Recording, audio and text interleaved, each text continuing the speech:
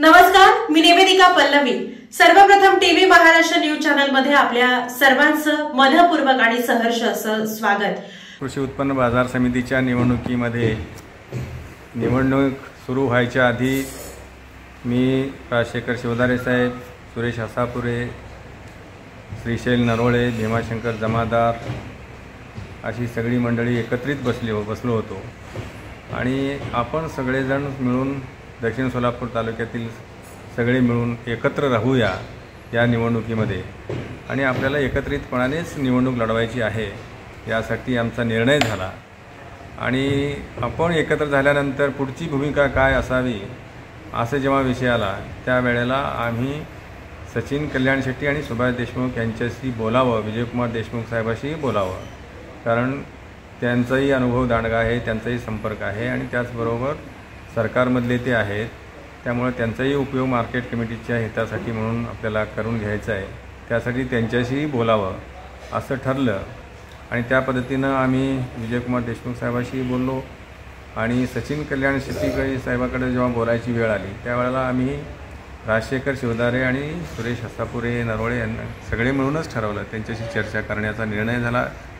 त्या पद्धतीनं आमदार सचिन कल्याण शेट्टी दादाबरोबर चर्चा झाली आणि त्या पद्धतीने त्यांनीही पाठिंबा दिला आणि एकत्रित अनेक बैठका झाल्या। अनेक बैठका होत असताना आम्ही सुरुवातीपासून सांगत होतो की तुमच्याबरोबर ही जेव्हा पॅनल करायची वेळ येईल त्यावेळेला सगळ्याच नेत्यांना सोबत घ्या, त्यामध्ये आमदार सुभाष बापू देशमुख असतील, विजयकुमार देशमुख मालक असतील, दिलीप माने असतील, सगळ्याशीच बोलून घ्या, हरकत नाही। आणि बिनविरोध होत असेल तर तेही करावं, त्याच्याबद्दलही दुमत नव्हतं। आणि सुरुवातीला प्रायोरिटी देताना आम्ही हे सांगत होतो की तुम्ही सुभाष बापू देशमुख यांना सोबत घेऊनच निवडणूक लढवावी हे सांगत होतो आणि ते सगळ्याबरोबर चर्चा करत होते हेही सांगत होते आणि चर्चा सकारात्मक आहे, सगळे मिळून निर्णय करू होईल म्हणत होते। नेमकं काय होत होतं ते आम्हाला कधीच ते खुलाशीवार सांगितलं नाही। आम्ही शिवदारे साहेब सारखं सातत्यानं विचारत होतो त्यांना की तुम्ही काय निर्णय घेता आम्हाला चौघांना सांगत जावा, आमच्याशी चर्चा करत जावा, मग निर्णय करा। हेही झालं।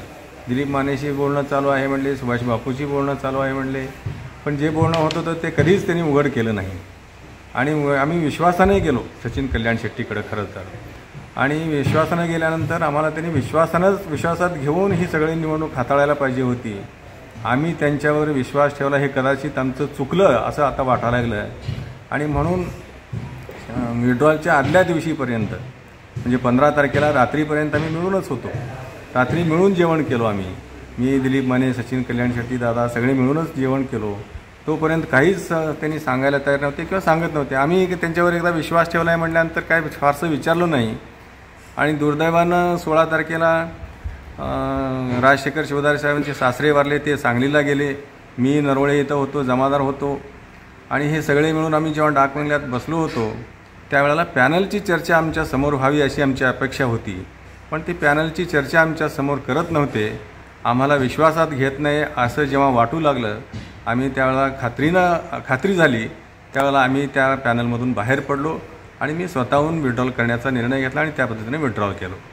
राजशेखर शिवदारे साहेबांनाही त्यांनी अंधारात ठेवले आणि नरोळेवर सुद्धा नाही ते संकट ओढवलं, त्यांनाही वेगवेगळ्या पद्धतीची भाषा बोलली गेली, त्यांनाही वेगवेगळ्या प्रकारच्या पद्धतीनं त्यांना ट्रीटमेंट दिलं, हे सगळं अपमानास्पद वाटू लागलं, त्यामुळं आम्ही सगळेजण बाहेर पडलो।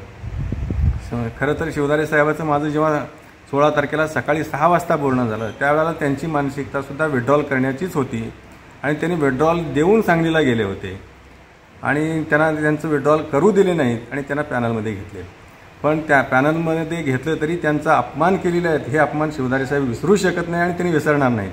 कदाचित माझंही त्यांना आव्हान राहील की हे अपमानाच्या पद्धतीनं जर वागणूक देऊन तुम्हाला पॅनलमध्ये घेतलं असेल तर शिवदारे साहेब तुम्ही अपमान सहन करू नका, पॅनलमधून बाहेर पडावं आणि स्वाभिमान जिवंत ठेवावा, अशाच प्रकारचं आव्हान मी या निमित्तानं करणार आहे। आणि म्हणून कल्याण शेट्टीवर ज्या पद्धतीनं आम्ही विश्वास ठेवला होता तो कल्याण शेट्टीनंच खरं विश्वासघात केला अशा प्रकारची आमची भावना झालेली आहे आणि कल्याण शेट्टींना 2 राहू आणि केतू हे घेरलेले आहेत, त्यामुळं कल्याण शेट्टीची ही भूमिका सगळ्यात विश्वासघातकी ठरलेली आहे। त्यामुळं देशमुख यांना पाठिंबा देऊन निवडणुकीला समर्थपणाने तोंड देण्यासाठी सज्ज आहोत.